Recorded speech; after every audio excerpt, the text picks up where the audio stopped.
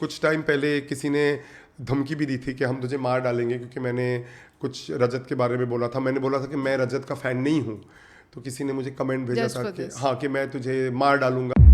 Weekend के बारे पे उसको क्रिटिसाइज किया जाता है जो मुझे बिल्कुल अनफेयर लगा, but that's okay. I think Isha has been the biggest missed opportunity in the history of big boss.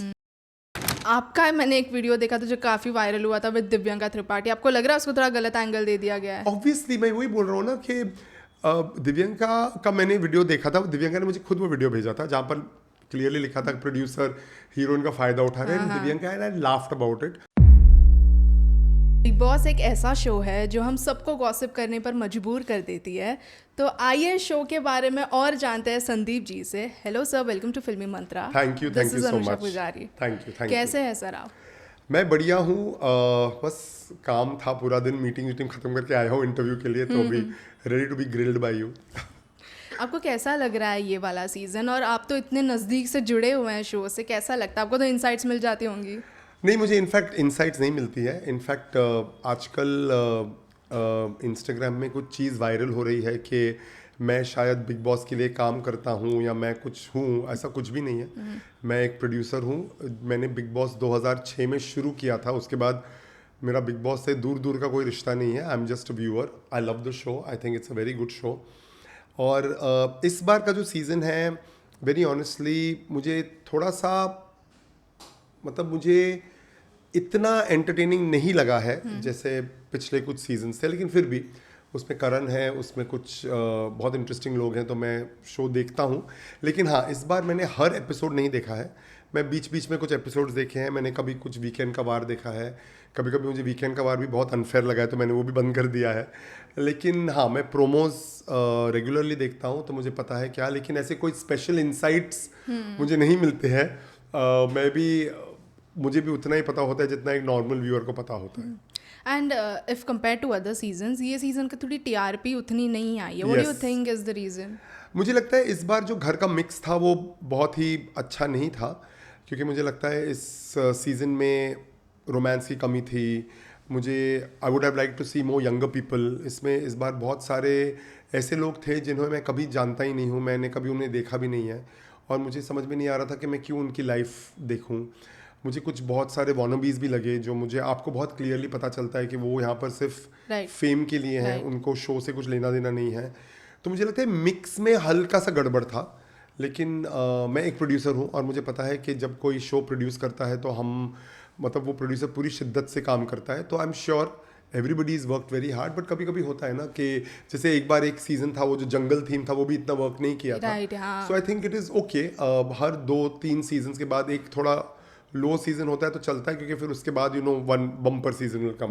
तो I think Bigg Boss 19 will be a bumper thing, क्योंकि Bigg Boss 18 was like a little pause, which is okay. इतना भी बुरा भी नहीं था, but it was okay. It wasn't boring full, No, but not at all. हाँ, but the thing was कि कभी ऊपर जा रहा था, कभी नीचे जा इनफैक्ट रहा मुझे लगता है सेकंड हाफ में और इंटरेस्टिंग हो गया। हाँ. When it is coming towards an end is become very interesting. लेकिन हाँ, मतलब वो तो होता है, मतलब you can't always hit the bull's eye every time, तो it's okay. And like you said कि मिक्स सही नहीं था। आई वांटेड मुझे टू ऐसा नो कि लगा। कंटेस्टेंट्स का सिलेक्शंस कैसे होता है? इज इट बेस्ड ऑन कि डिमांड किसका ज़्यादा है या फॉलोअर्स, या व्हाट इज इट? सी, वो तो खैर मैं भी इतना क्लियरली नहीं बता सकता हूँ, बट ऑब्वियसली सिलेक्शन कैरेक्टर्स के हिसाब से होता है कि दे नो कि ये इंसान अंदर जाके क्या करेगा, वो किस तरह से रिएक्ट करेगा। लेकिन कभी कभार वहाँ पर भी मिसफायर हो सकता है, क्योंकि कुछ लोग बोलते कुछ और हैं लेकिन अंदर जाके कुछ और करते हैं। और ये रियलिटी शो है, आप रोक के उनको डायरेक्ट नहीं कर सकते हो, आप उनको स्क्रिप्ट नहीं भेज सकते हो। जैसे लोगों को लगता है कि स्क्रिप्टेड है और कंटेस्टेंट को कन्फेशन रूम में बुला के उनको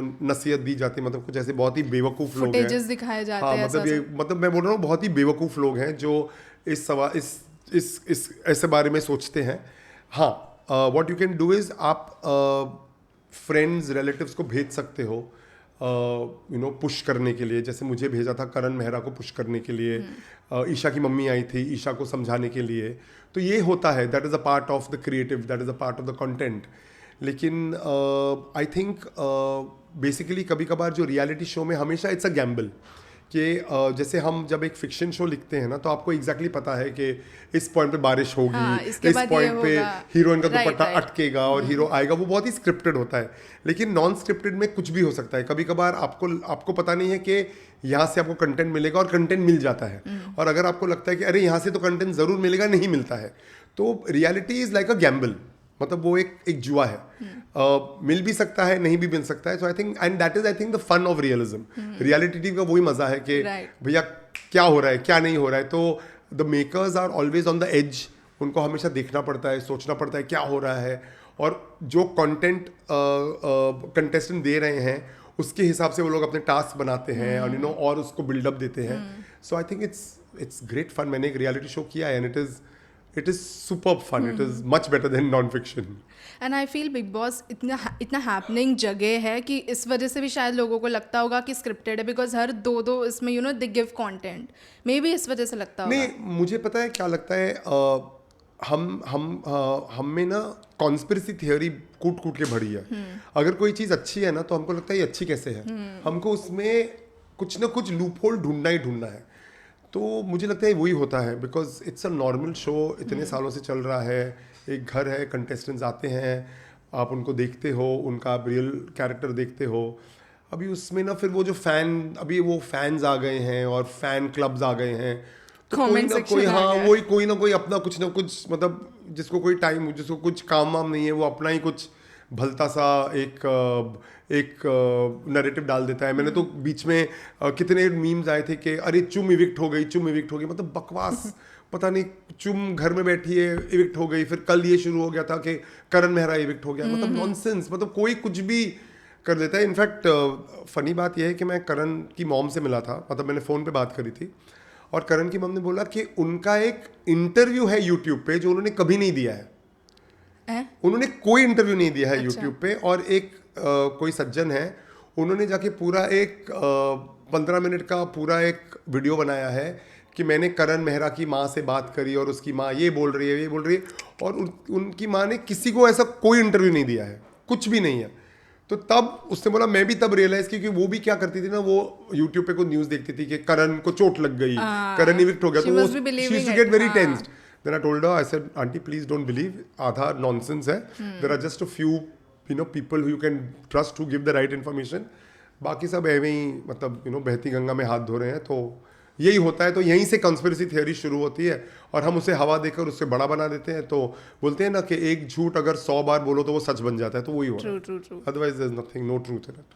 बट ये ट्रोल्स एंड कमेंट्स आपकी तरफ भी आए क्या वो करण के एपिसोड के बाद? मुझे कोई फ़र्क नहीं पड़ता। मतलब मेरे को तो इनफैक्ट कुछ टाइम पहले किसी ने धमकी भी दी थी कि हम तुझे मार डालेंगे, क्योंकि मैंने कुछ रजत के बारे में बोला था। मैंने बोला था कि मैं रजत का फ़ैन नहीं हूँ। तो किसी ने मुझे कमेंट भेजा Just था for कि this. हाँ, कि मैं तुझे मार डालूंगा, तू घर से बाहर आके निकल। मैंने सीधा ब्लॉक कर लिया, क्योंकि मैं तो मोस्टली कमेंट्स को ब्लॉक ही कर लेता हूँ, बिकॉज मुझे सुनना नहीं है।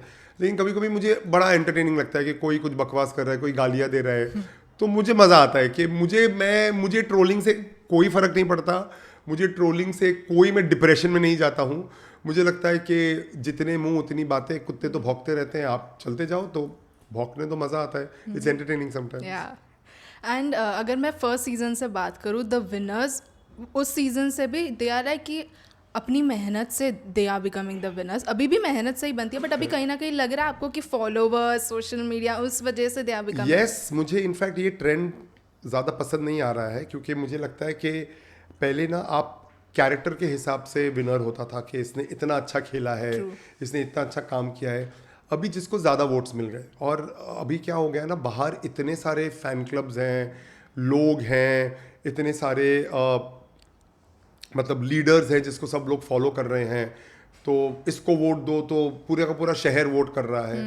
तो अभी जो विनर्स हैं ना, वो फेयर इनफ, वो लोग रहे हैं घर में, लेकिन वो लोग अपने कैरेक्टर के बलबूते पर नहीं रहे हैं, वो अपने वोट के पावर से रहे हैं। तो मुझे एग्जैक्टली कभी कुछ विनर्स मुझे लगता है कि चलो ठीक है, हो गया, विनर हो गया, पर कि somebody else probably deserved to win more or somebody else was a better player, but अभी ये फॉर्मेट है, आई एम श्योर मेकर्स भी कुछ नहीं कर सकते, क्योंकि अगर इतनी भारी भरकम वोटिंग आ रही है तो भैया ले लो ट्रॉफी, मतलब आपके लिए वो ट्रॉफी बहुत इंपॉर्टेंट है। लेकिन मुझे लगता है व्यूअर्स को पता चल जाता है कि हमारा हीरो ये है या हमारी हीरोइन ये है या हमारा फेवरेट ये है। So I think more than winning by votes, winning people's hearts is more important. Right. So I think you should win hearts more than votes. And इस सीज़न में भी रजत को बाहर एल्विश के फैंस से भी काफ़ी सपोर्ट मिल रहा है, may be that is also one of the reasons. And अभी जो मीडिया राउंड हुआ था उस पर जर्नलिस्ट आस्क रजत कि अगर आप जीत जाते हैं ये शो तो क्या ये समाज में एक गलत मैसेज नहीं जाएगा कि ऐसा इंसान शो जीता है? What do you want to say for that? देखो मुझे ये समाज वमाज मुझे समझ में नहीं आता। एक टीवी शो है, मतलब आप इसको एक शो करके देख के एंजॉय करे भूल जाओ ना, मतलब समाज में ऐसा कोई डिफरेंस तो होने वाला है नहीं। हाँ, ये मेकर्स के लिए ज़रूर एक पॉइंट ऑफ वो होना चाहिए कि क्या they want winners out of power of voting और they want winners out of power of character. क्योंकि देखिए मैं ना बहुत ही क्लियर एग्जांपल लेता हूँ। मेरे लिए अगर आप पूछो ना, इस शो की जो स्टार है मेरे लिए चुम है। मेरे लिए चुम इसलिए है क्योंकि देखिए जो भी कंटेस्टेंट हैं हम सबको कहीं ना कहीं जानते हैं। कोई टीवी एक्टर है, कोई यूट्यूबर है, कोई यहाँ से आया है, कोई वहाँ, सो आपको थोड़ा थोड़ा पता है। इस बार खैर 3-4 लोगों को तो मुझे बिल्कुल पता ही नहीं था वो लोग वहाँ पर क्यों हैं, और उनका गेम देखने के बाद मैंने वही सोचा कि यहाँ पर क्यों है, मतलब इनको क्यों लाया गया है। तो चलो वो एक अलग बात है। लेकिन जो चुम है ना, आई नेवर न्यू कि चुम कौन है, मुझे कोई आइडिया नहीं था। फिर मुझे पता चला कि उन्होंने एक फिल्म करी, आई थिंक शी इज डन बधाई दो, तो उन्होंने एक फिल्म करी है एंड ऑल दैट। लेकिन वो लड़की इतनी एंडियरिंग निकली कि today the whole world knows Chum, but today everybody knows Chum. तो मेरे लिए चुम एक स्टार है जो एक इतने छोटे पैमाने से चली, उसकी फैन फॉलोइंग कुछ भी नहीं है, मतलब इट्स वेरी, और उसने अभी एक फैन बेस बनाया है, उसने अभी लोगों के दिल जीते हैं।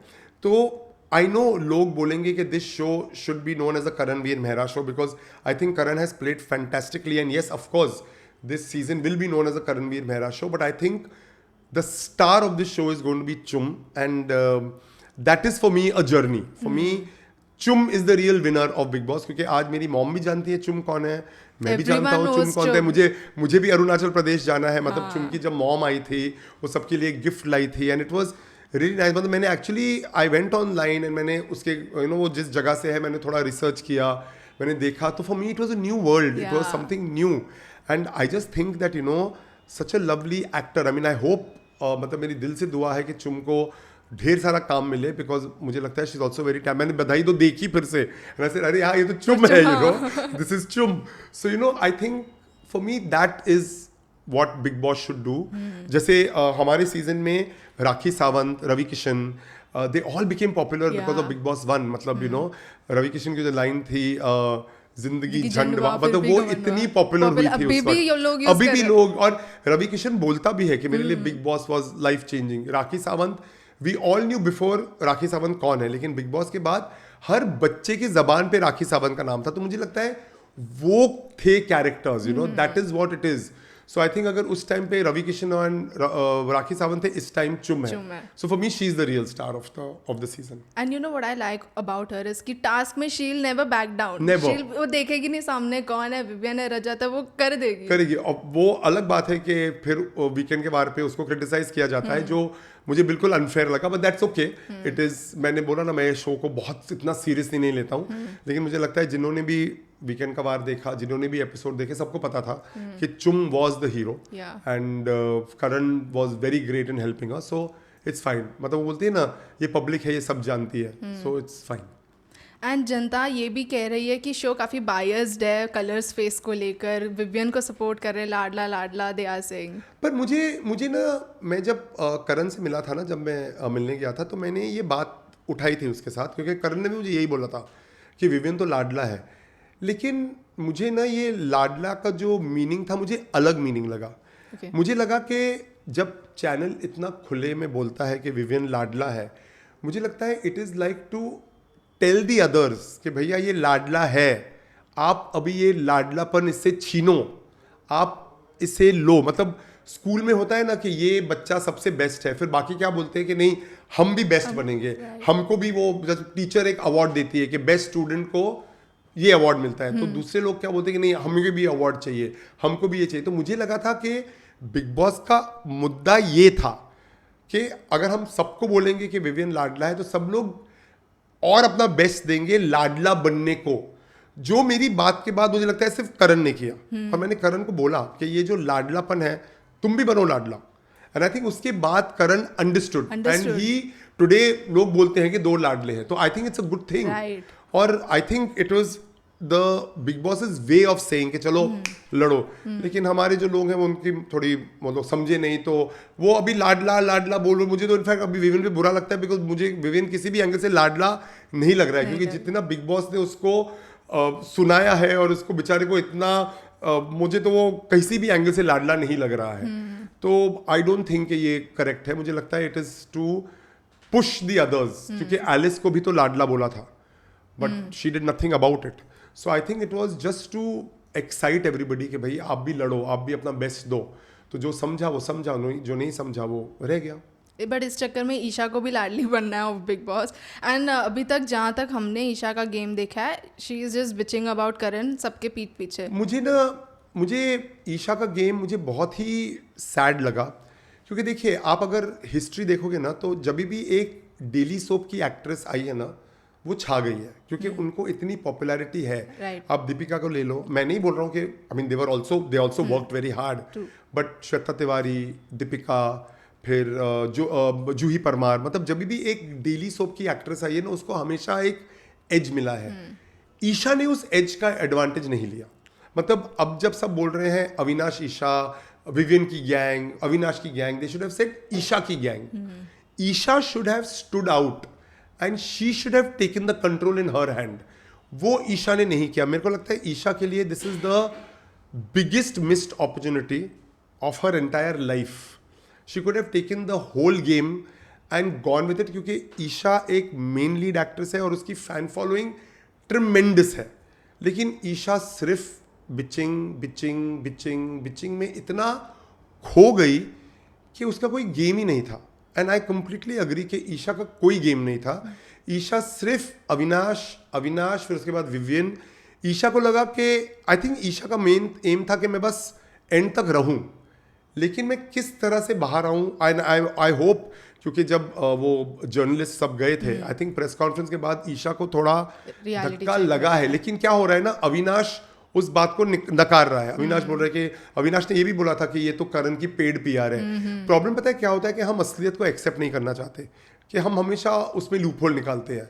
आई थिंक अभी भी अगर ईशा ये मान लेती कि नहीं अविनाश, आई थिंक हमसे कुछ गड़बड़ हुई है, it would have still the audience would have felt कि अरे चलो समझी। लेकिन जब आपको पर्पसली समझना नहीं है, आपको पर्पसली इग्नोरेंट रहना है, then I think no one can help you. So for me I think Isha has been the biggest missed opportunity in the history of Big Boss. She could have really emerged as a, वो जो daily soap की जो queen होती है ना, she could have done that, but sadly she didn't. और इस चक्कर में उनका इंडिविजुअल गेम ही गायब हो गया है। वो हो गया है। She was just bitching. वो हर कोने में बैठ के बिच कर रही थी, और उसने प्रेस कॉन्फ्रेंस में बोला भी कि हर कोई बिच कर रहा था। पर हाँ, हर कोई बिच कर रहा था, बिग बॉस में हर कोई बिच कर रहा है, लेकिन जितनी बिचिंग आपने करी है उतनी बिचिंग कभी किसी ने नहीं करी है। मतलब वो करण मतलब मुझे पता है करण बहुत ही एक स्ट्रॉन्ग इंडिविजुअल है, लेकिन एक पॉइंट के बाद मुझे बहुत बुरा लगने लगा कि भाई आप एक उसके डिवोर्स के बारे में बात करी, इतनी पर्सनल चीज़ें बात करी, और फिर एंड में जाके आपने सॉरी बोला, जो मुझे मतलब अभी क्या सॉरी बोलना है। मतलब अभी करण इज समबडी, जो मैं बोल रहा हूँ ना, करण इतना पागल है, वो बाहर आके वो बोलेगा अरे ईशा सुपर्ब है, अविनाश सुपर्ब है, वो ऐसा ही है। सो आई डोंट नो, मतलब I don't know, because eventually it is his game, it is the way he is, but it was very sad what Isha did. I did not like it, and yes, Karan is my friend, but it is wrong. आप किसी इंसान के साथ ऐसे नहीं कर सकते हो. और वो जो कर रही थी ना, वो was really sad. On camera, off camera, it is both ways, you know. You don't do this. I mean, okay, fine.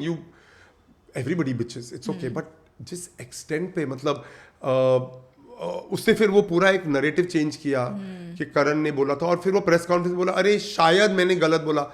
शायद नहीं, आपने बहुत ही गलत बोला. आपने एक आदमी की रेपुटेशन को तार तार कर लिया. एंड द पॉइंट इज ना, इससे एक और मुद्दा उठता है कि लोग विमेन को औरतों को सुनते हैं. तो जब हम विमेन कार्ड की बात करते हैं तो ये एक दूसरा विमेन कार्ड होता है जो एक आदमी की रेपुटेशन को इतना बैडली डैमेज कर सकता है. So I think she needed to be really careful. But I am so happy कि ये बात प्रेस कॉन्फ्रेंस में निकली.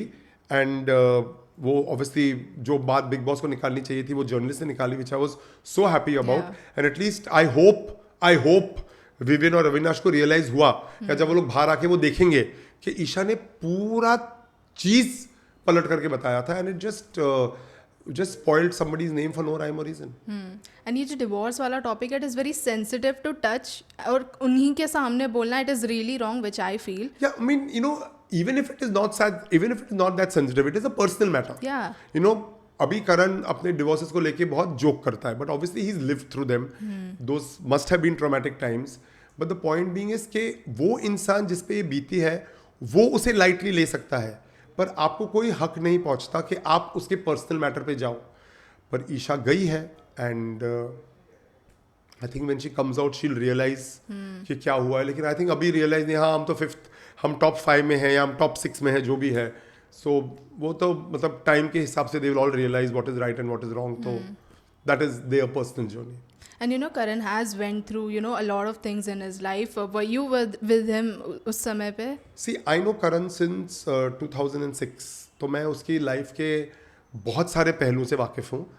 लेकिन again as I said, divorce is a very personal matter. तो obviously I knew what was going on. I was there at some crucial times. At some crucial times I wasn't there because it is also a personal matter. So I just feel that वो इन सब चीज़ों से बाहर उभरे हैं, वो निकले हैं बाहर. पर दुनिया का तो यही काम होता है ना, आप किसी की भी पर्सनल चीज़ को लेके उसको जितना नीचे दिखा सकते हो नीचा दिखाओ. But I think he is very matured. He is taken it as a joke. He is taken it in the right spirit. And I think he moves on in life. वो करण का पता है, एक गुड पॉइंट और bad point ये है कि वो चीज़ों को ज़्यादा सीरियसली नहीं लेता. तो गुड पॉइंट ये है कि आप कोई चीज़ आपको मेंटली इफेक्ट नहीं करती है. पर बैड पॉइंट ये भी है कि कुछ चीज़ों को आपको सीरियसली लेना चाहिए पर आप नहीं लेते हो. तो वो भी एक इरिटेशन होती है.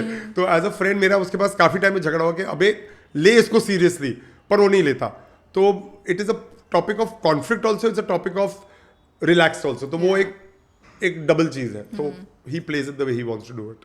But how did he face it mentally as well? Was he strong? Yeah. Well, it would be very wrong for me to speak about that time because it is his life and he'd rather speak about it. I just feel at the end of the day he's sane, he's fine, he's happy, he's living his life, he's happy. So I'm sure वो बोलते हैं ना कि अंत भला तो सब भला. So I think it's ended fine and I think everything is good. But Karan as a friend कैसे है आपके साथ में? Because बहुत irritating, बहुत ज़्यादा irritating. In fact वो जब आएगा बाहर तो मेरे को उसके साथ काफ़ी सारे झगड़े करने भी हैं. But I think down the line he is a very good human being. वो अच्छे इंसान है and that's why I think we are friends for so long. I think इंसान नॉर्मली अच्छे ही होते हैं, सब लोग.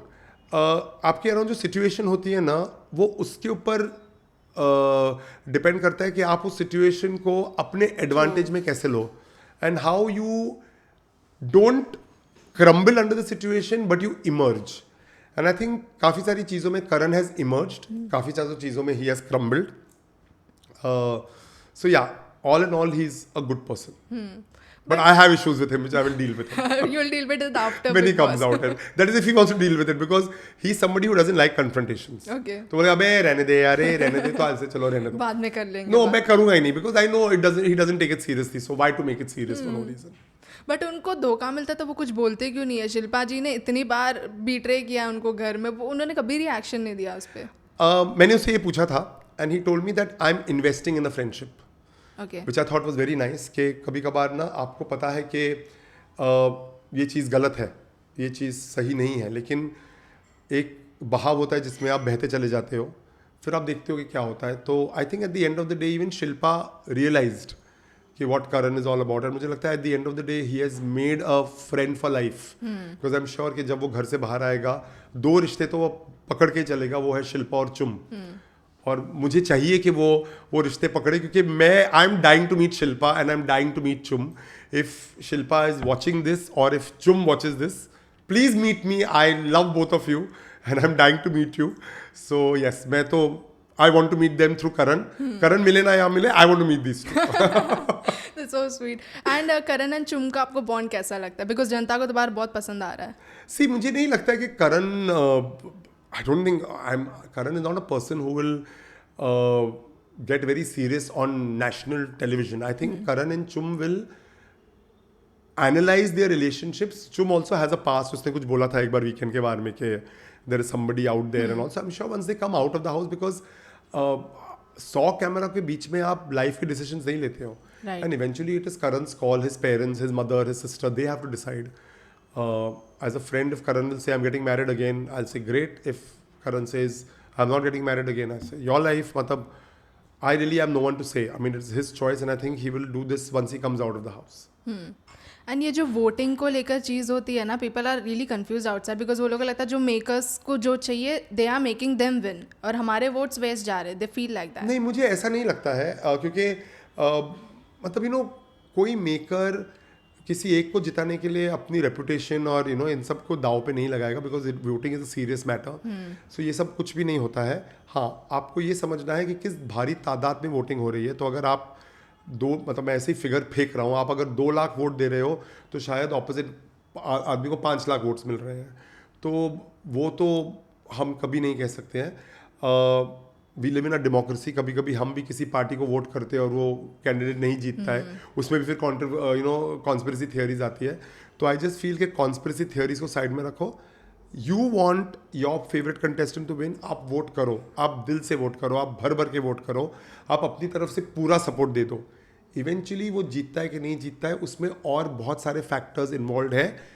2 इंपॉर्टेंट थिंग, एक तो डेस्टिनी, कि अगर उसकी डेस्टिनी में है, और दूसरी ऑपोजिट इंसान की वोटिंग, जिस पे आपका कोई कंट्रोल नहीं है. तो आई एम जस्ट थिंकिंग कि love your contestants, support them the maximum you can and leave the result to God. Let God decide what he has to do. And पहले के सीजन्स में ना टास्क काफ़ी हमें देखने मिलते थे, एंड उस चक्कर में ना the real personality of the contestant हमको देखने मिलता था. बट अभी कहीं ना कहीं टास्क भी कम होता चला गया है. व्हाई इज इट ऐसा?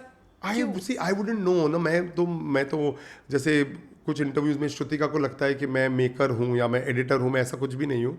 मैंने बोला मैं भी एक व्यूअर हूँ, but I am sure they have their own reasons. उनके रिसर्चेस होते होंगे. उनको शायद लगता होगा कि टास्क लेटर करे, because see there is a whole creative team जो दिन रात मेहनत कर रही है. right. और उनके लिए इतना ये आसान शो नहीं है, बहुत मुश्किल शो होता है. So I'm sure they have their own reasons, but I really cannot comment on it. But yes, as a viewer, I would like to see more tasks. कि टास्क देखने में मजा आता है. So I'm sure somewhere down the line they know it and they will make the changes as and when they feel. But apart from करण, अगर मैं पूछना चाहूँ आपका फेवरेट कौन है? चुम, no two ways about it. चुम, शिल्पा, करण, Vivian. I'm very fond of Vivian. Shrutika I used to like a lot. Digvijay, जिसका आई थिंक जो एविक्शन हुआ था was the most unfair eviction, but I think he was great. या I think मुझे कहीं ना कहीं अविनाश भी पसंद आया है, बिकॉज आई थिंक जब वो और करण की फ्रेंडशिप हुई थी ना, हमने अविनाश का एक अलग साइड देखा. आई think he has a fantastic sense of humour. जब वो अग्रेसिव मूड में नहीं होता है और जब वो बेतुकी बातें नहीं करता है, जब वो he talks like a young nice guy और he talks like a normal person. I think he is also extremely entertaining. So yeah I think these people who I really, मैं सोच रहा हूँ और कुछ आधे तो नाम भी याद नहीं है अभी. I think these were the ones. Yeah I think these were the ones. Digvijay I also felt कि बहुत वेरी अनफेयर, एक्सट्रीमली अनफेयर. वो क्यों हुआ, कैसे हुआ, वो क्या फॉर्मेट था, I have absolutely no idea. But that was very unfair. Because out of every wild card में I was like, I think Digvijay would have been in a top 5, 100%, 100% होता वो. But it's okay, चलो जो हो गया वो हो गया.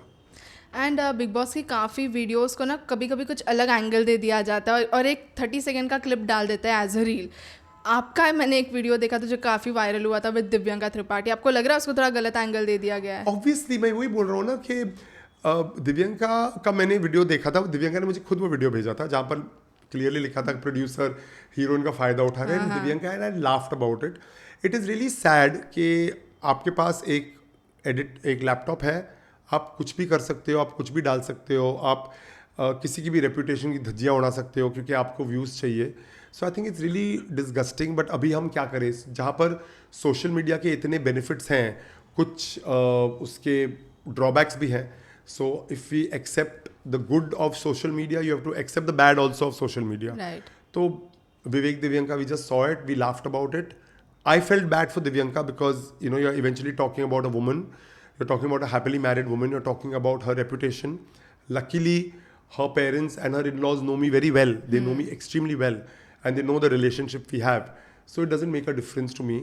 जैसे मैंने कहा ना, मेरे लिए barking dogs के barking मतलब मैं मुड़ के कुत्तों पे वापस भौंकता नहीं हूँ, तो भौंकते रहो. तो आई जस्ट फील कि अभी ये सब है तो you just accept it, you can't do anything about it. And और एक चीज़ जो काफ़ी बदनाम है इंडस्ट्री में, दैट इज़ कास्टिंग काउच. बहुत सुनने मिलता है कि इसके बिना you can survive. No, why is it like that? I don't think so.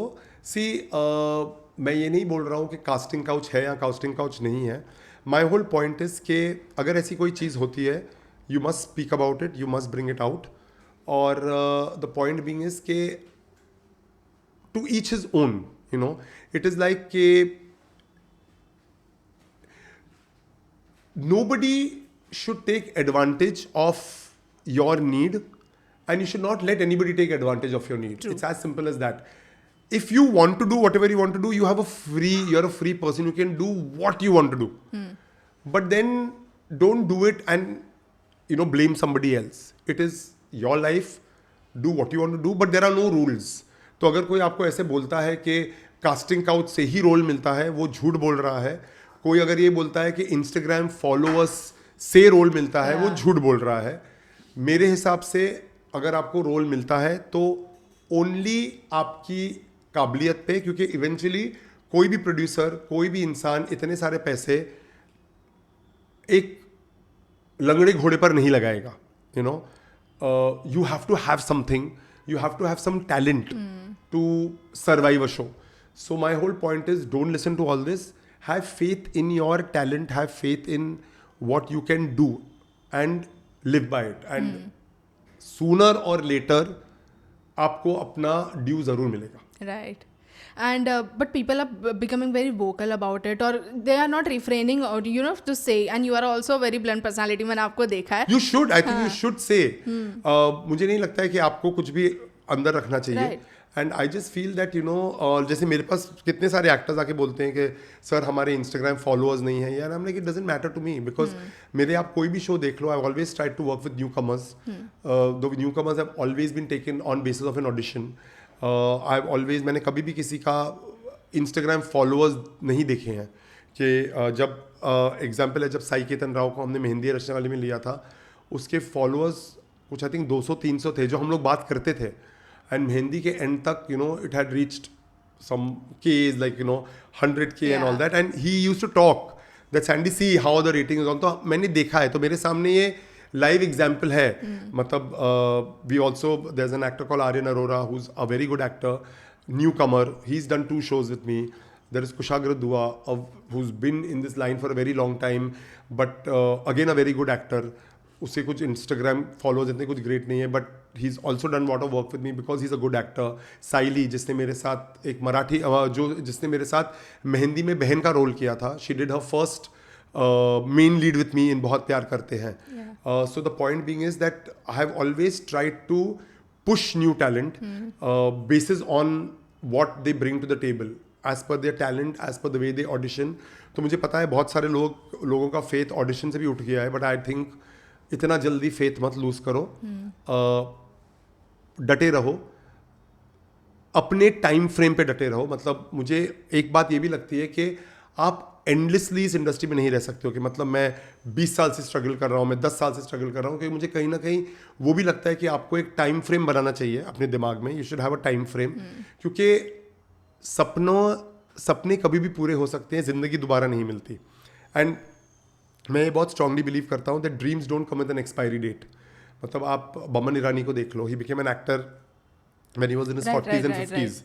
तो आप एक्टर कभी भी बन सकते हो, लेकिन जब आपको लगता है कि ये लाइन में कुछ हो नहीं रहा है, so please have plan B. Always have plan B, because you can always come back to plan A.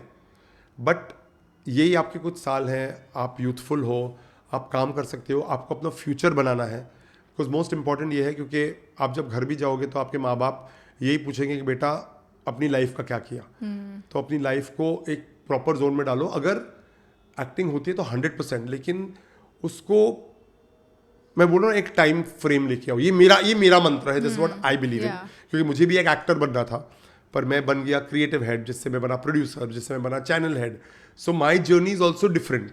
So even I am a living example कि भैया एक्टिंग मैंने बाद में करी. मैंने कुछ फिल्म्स करे तो उसमें जो मेरा एक्टिंग का वो था वो सॉर्ट हुआ. आज भी अगर कोई मेरे को फिल्म के लिए ऑडिशन के लिए बुलाता है, मैं जाता हूँ. वो मिलता है रोल के नहीं मिलता है, तो I am living my dream. But at the same time my kitchen is running from something जो मैंने कभी सोचा भी नहीं था मैं करूँगा. So I think you should always keep plan B in mind. And अगर कोई ऐसा मिथ या मिसकंसेप्शन अगर आपको बताना होगा अबाउट द इंडस्ट्री, बिकॉज लोगों का इतना कि मुझे मुंबई जाना है एक्टर बनने के लिए, but they are not aware of all this, अगर ऐसा कुछ है तो मुझे यही बोलना है कि बॉम्बे एक बहुत ही लोनली शहर है. बॉम्बे जितनी चमक धमक है उतना ही डार्क है. बॉम्बे में अकेलापन बहुत ज़्यादा है. कभी कभार ऐसा भी होता है कि आप बिल्कुल अकेले हो और आपके जो सो कॉल्ड फ्रेंड्स हैं वो भी आपके साथ नहीं रहते. So it is very important to come very mentally. You have to be very strong. You have to be very very strong. मैं तो हमेशा लोगों को बोलता हूँ कि आप आओ बॉम्बे में 1-2 महीना रहो, आप इंडस्ट्री को समझो, आप देखो कि ऑडिशंस कैसे होते हैं, आप देखो कि स्ट्रगल क्या होती है, आप ये भी देखो कि इट्स नॉट इम्पॉर्टेंट कि आपको एक शो मिल जाए. आप देखो शो में मेहनत कितनी लगती है. आप 15-15, 16-16 घंटे काम करते हो. आप देखो कि वहाँ पर आपको सिर्फ गुड लुक्स नहीं चाहिए, आपको एक आपका जो डिक्शन कैसा है, आपकी हिंदी कैसी है. You have to have education, you have to know your craft well. Just because you're good looking and you feel I am handsome and I can become an actor does not mean you will be an actor. right. You have to have some talent in it. और हमारे में क्या होता है ना कि अगर एक कॉलोनी में एक गुड लुकिंग लड़का एक्टर बन गया ना, अरे वो बन सकता है तो मैं भी बन सकता हूँ. Don't compare. Everybody has his own journey, everybody has his own visit, everybody has his own task to fulfil. तो अपनी लाइफ को किसी और की लाइफ के ऊपर, हाँ, use it as an inspiration, but also see the hard work that goes. So if you are coming to Bombay, be mentally very strong, be mentally very very firm, and you should know when to stop, and always have a support system, or always have that one person or those two people who you know will be with you even at 4 o'clock in the morning, who will give you the support, not financially but emotionally. क्योंकि बॉम्बे में बहुत अकेलापन है. बॉम्बे में parties होती है, हमको लगता है कि भैया पार्टीज हो रही है, पैप्स हैं, पेज 3 है, ये है वो है, लेकिन इस सब के पीछे एक बहुत दर्दनाक कहानी है, वो है लोनलीनेस की.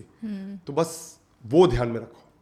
I agree with whatever you said, and I've seen a lot of my friends, you know, go through, and I try and be there for some of my friends, you know. मतलब I try and be that support that they want, you know, that I try and be there just to listen, you know, just to hear what they are saying. There are sometimes my friends who are, वो लोग ना पता है 1-1, 2-2 घंटे बात करते हैं, और मैं जब उनकी बात सुन रहा हूँ मुझे समझ में आ रहा है कि ये टॉपिक इधर उधर जा रहा है, पर I know they just want to vent out. Because आप फैमिली को फोन नहीं कर सकते हो कि यू नो, फिर मम्मी बोलेगी आजा बेटा, बाप बोलेगा अरे तुझे तो बोला था वापस आ जा. So at that time you need somebody who will understand and who will also tell them. Because यहाँ पर पता है एक चीज क्या होती है, यहाँ पर नसीहत देने वाले बहुत लोग हैं. यू नो, सब लोग, everybody has a point of view कि भैया तुम्हें ना बड़ी पार्टीज में दिखना चाहिए, अरे तुम्हें ना कास्टिंग डायरेक्टर्स के साथ फ्रेंडली होना चाहिए, अरे तुमको ना कॉम्प्रोमाइज करना चाहिए. ये सब जो लोग बोलते हैं ना, मैं सिर्फ अपने फ्रेंड्स को बोलता हूँ कि उनको पूछो उनका कुछ हुआ है उससे. अगर उनका कुछ नहीं हुआ है ना तो उनको बोलो please shut up, please keep quiet, let me do what I want to do. So the point being is के ऑडिशन से ही होता है.